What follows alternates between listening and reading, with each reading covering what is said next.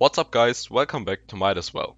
In today's video we are again going to analyze another company that has been on my watch list for quite a while now. But before I take you with me on the crazy ride of analyzing a company, I would like to ask you for a small favor, which would be that if you enjoy this video and it helps you out in the process of analyzing a company, that you consider liking the video, as it helps me out enormously due to the YouTube algorithm. But let's start out with the actual video. As I've already said, today's company is one that I have been eyeing for a while now, and that would be Broadcom, which is one of the companies that I'm sure not many of you guys have heard about yet. However, that changes today. Broadcom is a US, or to be specific, California-based tech company that focuses on the production and development of semiconductors.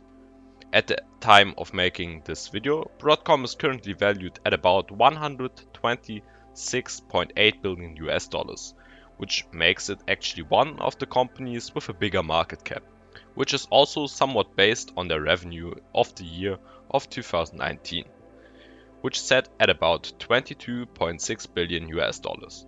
But let's dig into that a little bit further and actually find out what exactly Broadcom does to obtain it.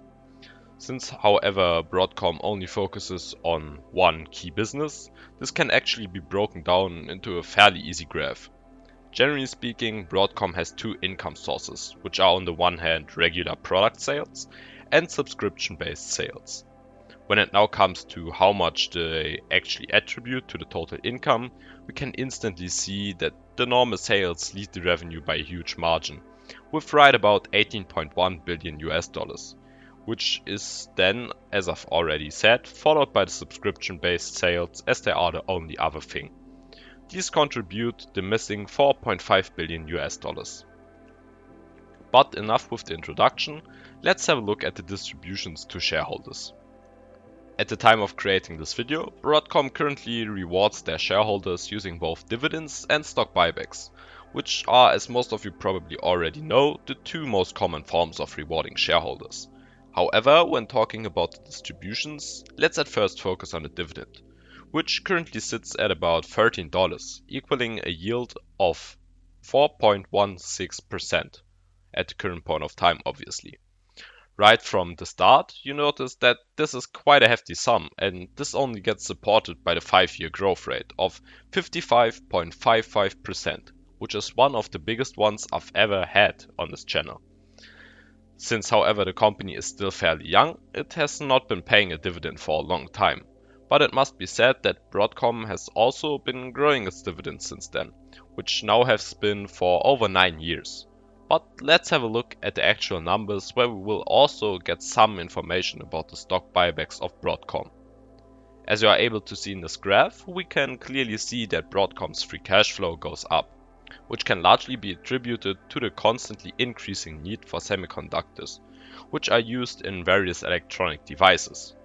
Although the growth has gotten a little bit slower in the recent 2 years, it still is a giant growth that in no way should be downplayed and definitely deserves some respect.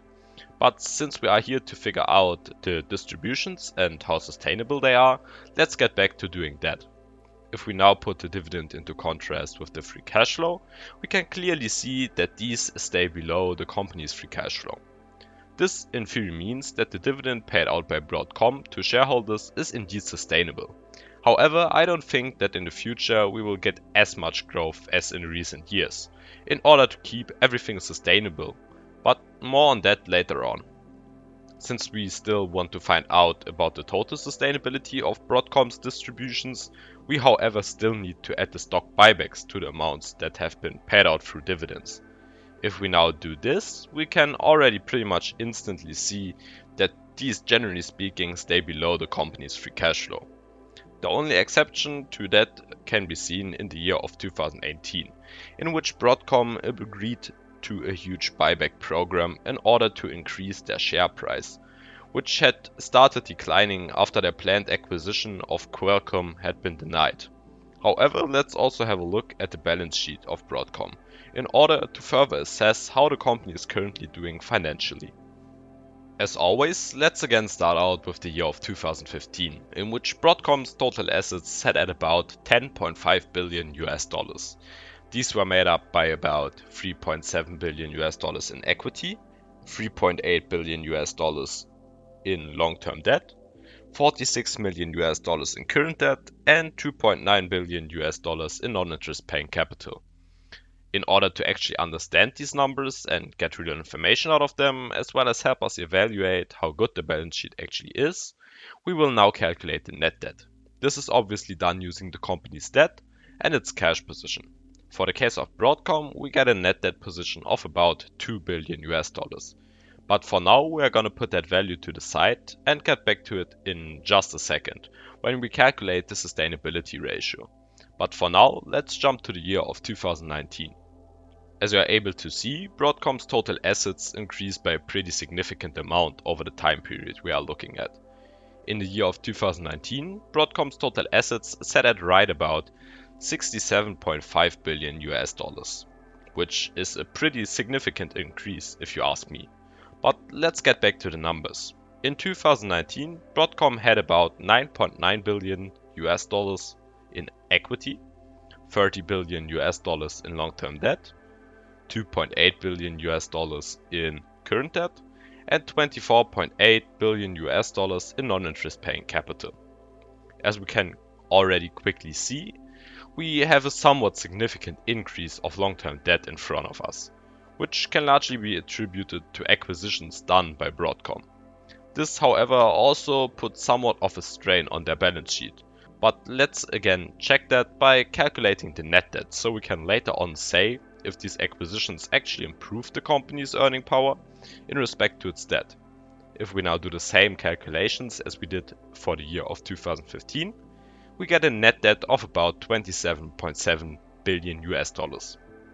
But as probably all of you already know, we still want to figure out how sustainable the debt of the company actually is, and whether it has gotten more or less sustainable over the years. But in order to figure that out, we need the company's EBITDA, which is the pre-tax, pre-interest, pre-depreciation, pre-amortization income. In the case of the year of 2015, for Broadcom, this sits at about 0.78 or 78%, which means that the company could in theory pay off its debt in right about 9 months. But keep in mind, for that they would have to use all their earnings to pay down the debt, which means cancelling the shareholder rewards. If we now, however, do the same thing for the year of 2019, we get a ratio of about 2.99 or 299%, which shows that a huge spike in the debt has occurred that outperformed the EBITDA growth. However, although it would now take Broadcom roughly about 3 years to pay back its debt under the same conditions as previously mentioned, it is still below my ratio of a financially healthy company of about 3. But more on how that could be playing out is something that we are going to talk about in the other section. At first, let's however focus on the company's revenue. As investors, we are all well aware that the past is a nice indicator, but absolutely not everything. That is why I always try to get an estimate of what the financial future of the company could possibly look like. In order to assess this, we usually take a look at the company's revenue and its pre-tax, pre-interest trend. If we now start with the revenue of Broadcom, we can generally see an increase with bigger jumps in between the years, similar to the trend of the free cash flow. This, however, does not jump that much in recent years, which I think is a trend we can expect to occur like this in the future more often. When it now comes to the EBIT, this is somewhat all over the board. However, it still allows us to somewhat project a general growth of the EBIT, especially when it comes to the longer term picture. But keep in mind, for that to happen, the revenues generally saying would have to increase or at least be somewhat stable. Alright, after having all of the financials covered, we still want to take a closer look at the company, which will also influence our margin of safety for later on. At first, let's start out by laying out the benefits that Broadcom has to bring to the table. First of all, I would love to point out the balance sheet of Broadcom. Yes, you might think, why do I point out the balance sheet when I only a couple minutes ago told you that I think the company has a high debt burden? And well, I still do think that. However, similar to the case of, for example, AT&T, I think the right steps to pay off a lot of the company's debt in the near future are being taken. Sure, this is only somewhat of a plan, but we can see first results of that exact process in this year. Therefore, I'm going to reduce my margin of safety by about 5%. For my next point, I got something that is pretty much universally applicable for the whole business segment of semiconductors, and that would be its future business outlook. As I'm pretty sure all of you are aware that our society is more and more moving towards better and bigger technology devices. With the increased need in order to produce these devices, semiconductors are also a thing that is being required more and more. And although huge companies like, for example, Apple are starting to move to their own production, I think the ever-growing need for semiconductors will outpace the outsourcing from bigger companies, which means more business for companies like Broadcom. Therefore, I'm going to reduce my margin of safety by about 10%.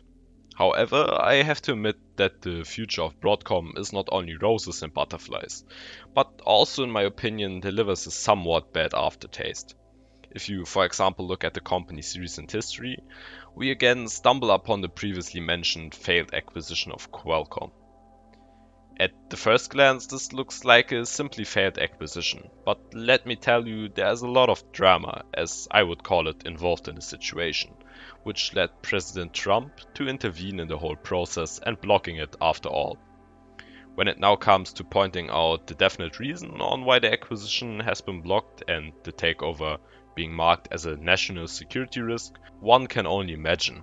But the most common guesses are somewhat based on the theory that since Broadcom was based in Singapore due to the acquisition a while ago, this could have something to do with it. However, let's stop with the speculations and get to the actual point. With the takeover of Qualcomm being blocked to some more broad reasons, I would be very unsure whether Broadcom could take over companies in the near future without big issues such as this one. Although it is something that only time and the policymakers can tell, I prefer to factor this into my margin of safety. Therefore, I'm going to add 10% to my margin of safety. In addition to that, what really annoys me as of recently is that Broadcom is starting to step away from their own goals. Sure, they have been acting as a really good pick when it comes to acting in the best interest of their shareholders. But especially when it comes to acquisitions, I can no longer see the trend of only buying businesses that are easy to integrate or the initial goal of organic business growth. Because of that reason, I'm again going to add another 5% to my margin of safety, which leaves us back at our starting point of about 25%. But what is the fair price you should pay per share of the company, and what would I be willing to pay? In order to get the fair value of the stock, we have to take a little look at the historic dividend yield. For the past 10 years, we had an average dividend yield of 1.75%. This obviously means that you want to buy the stock if the yield is above that average. This would mean with the current dividend of $13 and using our usual dividend analysis model, a fair price to pay would be $742.85. But don't worry, this price is obviously somewhat inflated due to a lot of reasons, on which I would go into further detail in the comments if you guys are interested in that. When it now comes to calculating a more accurate fair price, I would go with a price of about $419.35, which is based on a yield that I set myself of about 3.1%. If we now want to calculate the value I would pay for the stock, we would usually have to get the average dividend yield and add the margin of safety to that. Since in the fair price I, however, offered a fixed solution to the whole inflated price, we are going to use that dividend yield, which is at right about 3.1%. If we now add our safety margin, we get a targeted yield of about 3.87%. With that, we can now calculate the price I would pay per share of the company, which sits at about $335.91. But keep in mind, in my opinion, Broadcom is more of a future play, which you should definitely acknowledge before investing. This was might as well. I hope you liked the video. If you did, feel free to subscribe and take care.